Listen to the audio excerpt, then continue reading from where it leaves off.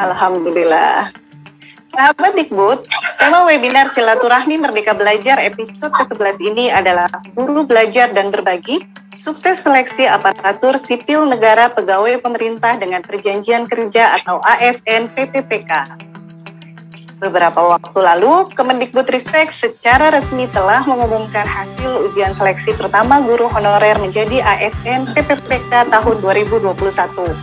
Melalui siaran virtual, Kemendikbudristek menyampaikan bahwa sebanyak 173.329 guru ujian seleksi pertama, atau sebanyak 53,7% formasi guru terisi dari 322.663 formasi yang mendapatkan pelamar pada ujian seleksi tahap pertama. Nah, kita jadi penasaran nih sahabat Dikbud, seperti apa sih sebenarnya proses yang terjadi sampai akhirnya diumumkan kelulusan formasi ini? Kita langsung saja ya, tanyakan ke Ibu Nunu. Ya. Bu Nunu, boleh ya saya bertanya? Sebelumnya mungkin boleh diceritakan Ibu, bagaimana sih kondisi pada seleksi pertama yang sudah dilaksanakan? Lalu apa saja kendalanya Bu, dan bagaimana respon dari guru honorer yang mengikuti seleksi? Monggo Ibu, kami silakan. Terima kasih Mbak, selamat sore semuanya. Selamat sore Bu. Ya, selamat sore semua narasumber yang sudah bergabung dan juga selamat sore Bu. Para teman-teman wartawan dan juga peserta yang sudah bergabung di webinar ini. Jadi menjawab pertanyaan tadi, mungkin semuanya sudah melihat dinamika ya. Jadi pada saat itu kami ingin mengumumkan sesuai dengan jadwal yang sudah ditetapkan. Namun dari hasil yang sudah ada, yang sudah diperoleh itu jumlah kelulusan kalau kita lihat dari passing grade yang sudah ditetapkan oleh Kemenpan atau passing grade yang tertuang pada Permenpan sebelumnya itu jumlahnya tidak cukup banyak ya, tidak cukup banyak. Meskipun itu sebenarnya sesuai harapan kita, guru-guru yang benar-benar sesuai dengan harapan. Lalu terjadi dinamika masukan dari beberapa pihak, ada permohonan dari Komisi 10, asosiasi-asosiasi guru, organisasi profesi, dan banyak asosiasi yang mau menyurat atau memohon kepada Kemendikbudristek untuk memperjuangkan agar jumlah kelulusannya meningkat. Lalu Mas Menteri beserta seluruh jajaran termasuk tentu yang lebih khusus di sini Dirjen GTK dan timnya mengusulkan tambahan kebijaksanaan terkait dengan guru-guru yang bisa lolos untuk ujian seleksi tahap 1. Seperti kita ketahui bersama, ujian tahap 1 ini difokuskan untuk afirmasi untuk guru-guru yang mengabdi di sekolah induk atau guru-guru yang sudah lama mengabdi di sekolah negeri ya. Lalu kami mengusulkan berbagai permohonan kebijakan tentu yang tidak merubah Permenpan RB nomor 28 tahun 2021, karena untuk merubah Permenpan termasuk tuntutan dari berbagai asosiasi terkait dengan afirmasi masa kerja. Masa kerja itu dikelompokkan yang sudah 5 tahun, 5, 10, 10, 15, dan seterusnya itu tidak bisa kita akomodir karena itu harus merubah Permenpan. Lalu yang kita lakukan adalah mengusulkan yang pertama afirmasi atau bonus atau nilai ambang batas untuk yang berumur 50 tahun ke atas. Kebijakan untuk yang berumur 50 tahun ke atas itu nilai kompetensi teknisnya kita akui, pengalaman beliau selama mengajar sampai umur 50 tahun itu sudah cakap. Lalu ada penyesuaian nilai ambang batas untuk kompetensi manajerial, sosiokultural, dan wawancara.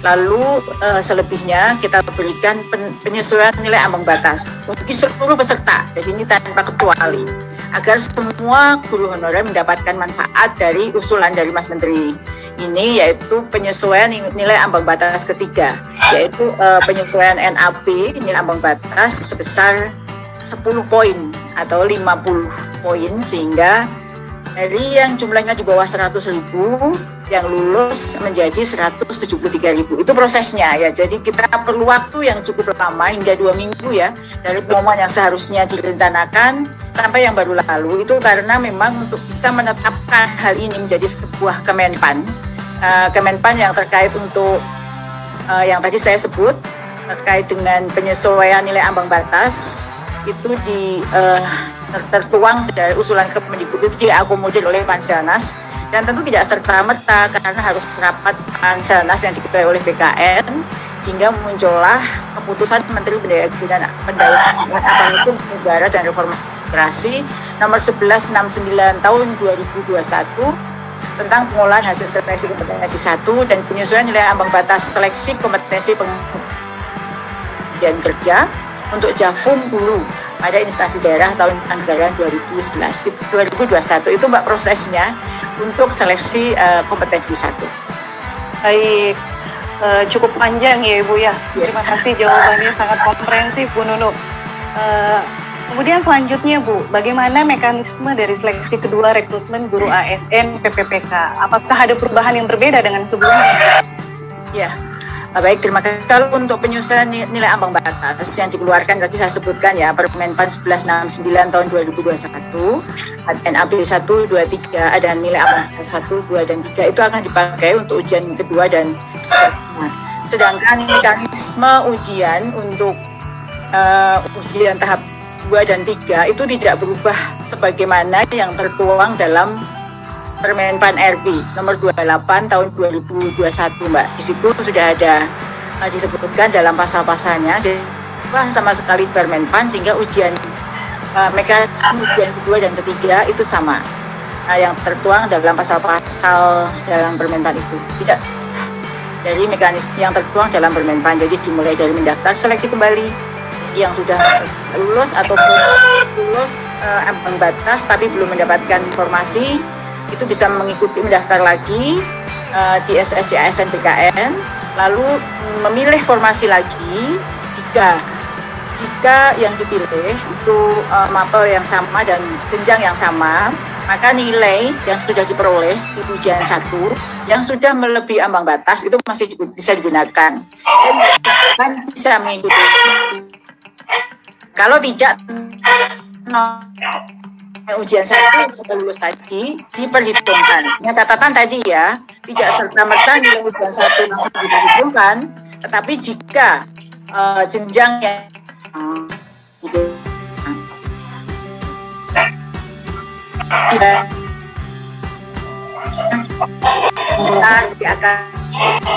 Mohon maaf Ibu, agak terputus-putus ya Bu Nunu.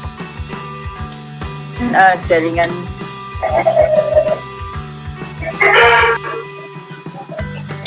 Halo Bu Nunu.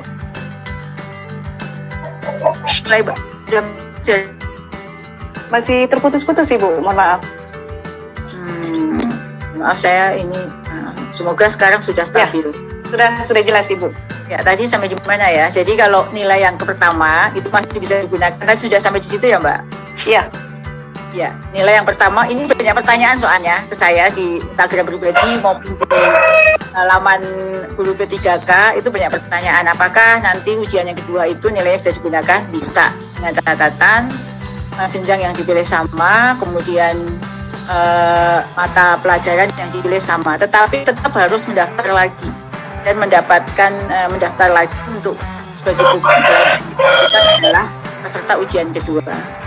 Setelah itu baru nanti akan mendapatkan lokasi ujian dan mendapatkan jadwal ujian. Seperti itu. Jadi prosesnya sama persis dengan yang ujian 1 dan itu masih ada di dalam Permenpan RB 28. Baik, terima kasih Bu Nunu. Berarti memang mekanismenya tidak berubah ya Bu ya untuk ikuti berikutnya. Ya, terima kasih Ibu atas penjelasannya. Baiklah sahabat Dikbud, kita kembali lagi ke perbincangan seru kita bersama para narasumber. Tapi sebelumnya saya ingin mengingatkan kembali kepada para peserta yang ingin bertanya, silakan tuliskan pertanyaan di kolom tanya jawab atau Q&A pada Zoom. Jangan lupa formatnya nama, asal instansi atau daerah, lalu pertanyaan ditujukan kepada siapa. Baiklah, kita kembali ke perbincangan. Kami akan kembali ke Ibu Nunu. Bu Nunu, kalau boleh Bu, mohon dapat berbagi ke kita semua. Apa saja sih Bu yang telah dilakukan Kemendikbudristek untuk meningkatkan presentasi kelulusan seleksi ASN PPPK pada tahap selanjutnya? Silakan Ibu. Ya, terima kasih. Jadi kalau yang untuk tahap 1 tadi sudah saya sampaikan dengan mengajukan berbagai permohonan kepada Kemenpan untuk dapat meningkatkan jumlah lulusan. Nah, tentu untuk yang seleksi tahap 2 yang kita lakukan ya sebenarnya masih yang bisa kita lakukan terkait dengan pelaksanaan itu selalu mengacu pada Permenpan RB nomor 21 ya Mbak ya.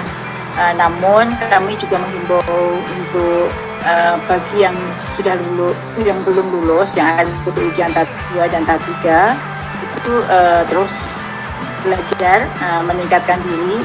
Ada guru belajar berbagi di situ, seleksi ASN P3K, tentu yang sering masuk ke kami itu kan kok nggak sama, sebenarnya itu adalah konsepnya. Jadi pengembangannya itu kepada guru-guru silahkan mengembangkannya. Jadi tidak ada yang namanya bocoran soal. Kalau misalnya mau sama persis itu namanya kan bocor ya, tetapi kita memberikan guidance-nya yang ada di dalam laman itu, pengembangan konsep-konsep besarnya, pengembangannya ada kepada Bapak Ibu guru sendiri. Jadi tetap mempersiapkan diri dengan belajar sebaik-baiknya. Kita sudah tahu ya pola soalnya seperti apa di ujian 1. Nah, kira-kira seperti itu juga yang akan teman-teman guru dapatkan di ujian kedua. Sedangkan afirmasi atau penyesuaian NAP itu sudah selesai di tahap 1 dan itu yang akan kita lakukan juga agar bisa menjaring lebih banyak lagi peserta yang lulus di tahap berikutnya. Itu. Baik, terima kasih Bu Nunu. Kemudian bagaimana nih Bu cara Kemendikbudristek dalam mengakomodir adanya protes guru honorer yang keberatan karena tidak bisa lolos untuk mengisi formasi pada seleksi pertama kemarin Bu? Ya, terima kasih Mbak. Jadi semuanya itu sebenarnya kembali kepada aturan yang sudah ditetapkan. Jadi misalnya ya saya contohkan ada guru yang sudah lolos passing grade, kemudian dia tidak bisa diangkat. Nah, ternyata setelah kita cek, memang di situ ada misalnya 2 formasi, sementara gurunya ada 5 atau 6 yang memperebutkan formasi yang sama. Otomatis meskipun mereka semua lulus passing grade, tetapi karena yang formasi yang diperebutkan itu 2, pasti ada 3 yang tidak lulus. Itu contohnya. Jadi sebenarnya kembali saya sampaikan bahwa kita berusaha semaksimal mungkin menaati aturan yang ada. Dan kami yakin dan percaya bahwa aturan itu tidak bisa memuaskan semua pihak. Nah, pada saat kemarin ya, setelah setiap ujian itu ada mekanisme sanggah. Sanggah itu bagi yang tidak puas atau merasa rugi-rugikan untuk dirinya sendiri ya, bukan menyanggah orang lain. Misalnya, seharusnya saya dapat afirmasi, kenapa nilai saya tidak dapat afirmasi? Seharusnya karena umur saya sekian, kenapa saya tidak dapat afirmasi? Itu menyanggah untuk diri sendiri, bukan menyanggah untuk orang lain. Misalnya harus, kok dia lulus, saya kok tidak, berarti menyanggah untuk orang lain. Jadi yang sudah untuk dia itu tidak bisa dalam sanggah. Jadi untuk menghindari ketidakpuasan itu bagi yang tidak puas di hasil ujian bisa mengajukan sanggah dan kami akan menjawab sanggah. Jika belum tidak segera ingin mendapat jawabannya, kami sudah menyiapkan layanan helpdesk, yang mana layanan helpdesk itu bisa telepon langsung ke nomor yang sudah disediakan di call center kami di nomor 1-500-997 pukul pagi 7 pagi sampai 23.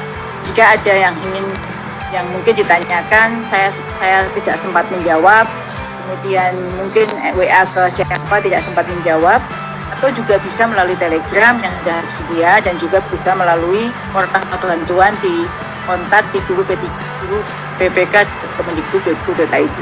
Jadi kami akan sebenarnya kami itu inginnya memang semua guru yang melewati passing grade itu terangkat. Namun kan kita kembali kepada aturan dan saya yakin banyak pihak yang belum terpuaskan dengan kebijakan ini. Kami sudah berusaha berpihak kepada semua pihak, namun tentu tidak bisa memuaskan semua pihak. Oleh karena itu kami berusaha semaksimal mungkin untuk melayani Bapak Ibu guru yang belum puas dengan bertanya, mengajukan sanggah dan kami akan menjawab dalam waktu 7 hari ke depan. Baik, terima kasih Bu Nunu. Nampaknya memang sudah banyak sekali ya langkah yang diambil Kemendikbudristek untuk tes seleksi guru honorer ini ya Bu ya. Terima kasih Bu.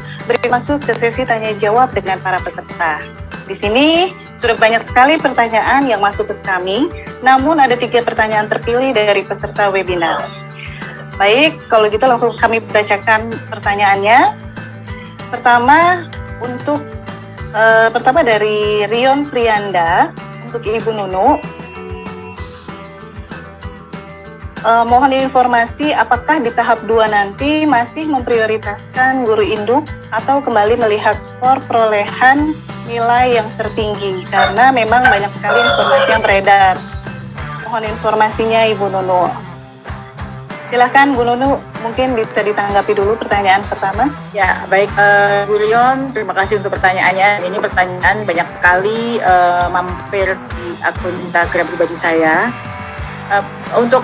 Jadi afirmasi untuk sekolah induk itu hanya kita berikan di ujian tahap 1. Ya, ujian tahap 1 itu khususon ya, kita khususkan untuk guru-guru di sekolah negeri. Sedangkan di ujian tahap 2 nanti, untuk ujian tahap 2 itu sudah terbuka berkompetisi seluruhnya, baik dari guru swasta, guru non induk, dan juga untuk lulusan PPG, individu yang mempunyai sertifikat guru dan belum mengajar.